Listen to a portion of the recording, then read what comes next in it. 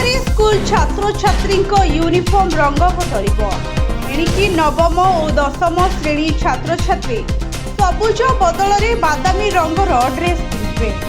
सबुठु बड़ कथा है मुख्यमंत्री छात्र छात्री परिधान योजना रे समस्त को ड्रेस मिलिबो।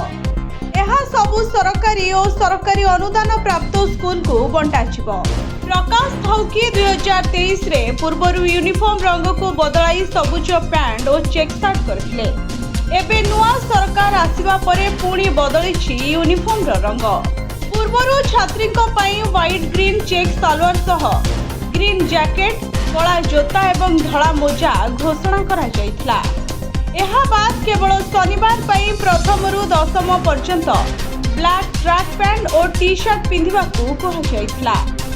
100 कम उपस्थान थिबा स्कूल गुड़िकरे 2टी निर्धारित रंगर टी शर्ट पिंधिबा को भी छात्र छात्री को निर्देश रहितला।